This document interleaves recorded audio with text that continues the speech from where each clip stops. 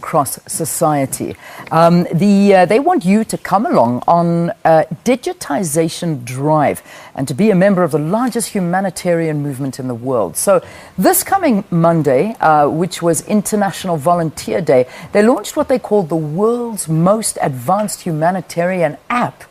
Dying to hear about that. Members of the public can download this app and use it to view volunteer opportunities in their area, donate blood, money or services, or just basically to keep updated. So let's chat a little bit to SARCS board chairperson, Ms. Connie Mutshumi. Good to have you, Connie. Thank you very much for coming into the studio. Thank you. Thank you once again for having me. All right, talk to me a little bit about this, a humanitarian app. What is that all about? It's the second in Africa. The first one was launched in Kenya, but in the world, we're actually the first in Africa because the UN has also got an app, but we're trying to communicate with our volunteers.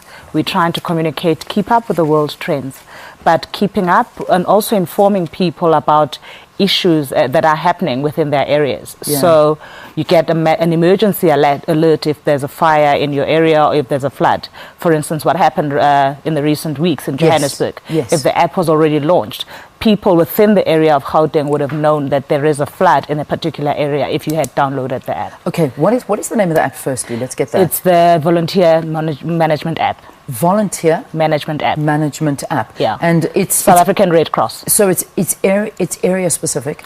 You can go area specific. Right now we're operating nationally, so you can choose which area you want to know information about, okay, or you want to know about your larger part of South Africa. Yeah. So once I've downloaded the app, then I live in the Johannesburg area. Yeah. What is it that I will find? Will I get alerts? You will get alerts, yeah. But what you will also get, it will alert your disaster management, like your fire engines, so that they come if there's a fire or if there's a flood. So it tells you which areas to avoid, or as a community member, what to do in terms of that disaster. Who do you call? An emergency number that you can call and then alert the neighbors or people within your community about what's going on. Fantastic. Yeah. So this was launched on Monday. And Monday was International Volunteer Day. Excellent. So, yeah. I mean, so far since the launch, obviously, we're hoping that more and more people will download it now. Because the more people that are on the app, the more, obviously, you get word out, yeah, and then it forms a community. Yeah. How has the app taken so far? So far, it's taken good. I mean, everybody's downloading. The people who were at the launch downloaded it. And obviously, we're using the communications platforms to reach as many people in South Africa about the app and telling them to show them how it works. But also we're trying to reach volunteers. We have about 4,000 volunteers nationally.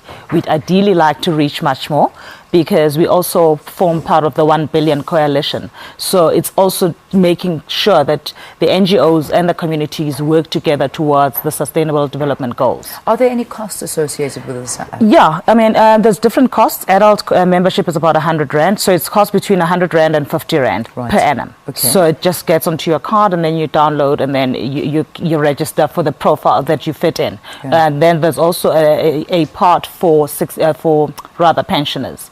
So it's quite a user-friendly app. Yeah. We want to partner with 1 or 2 mobile telecoms so that they can assist us in terms of ensuring that you can download it whenever. Connie, just finally, we're wrapping.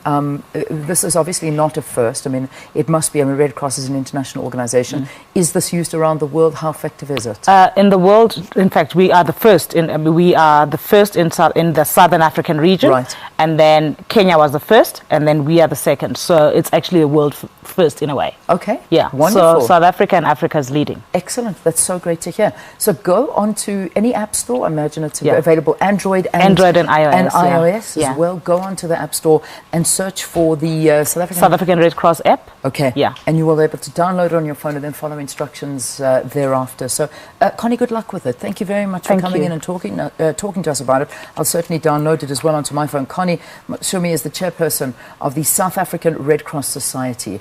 Thank you so much for being with us. All right. So, sports.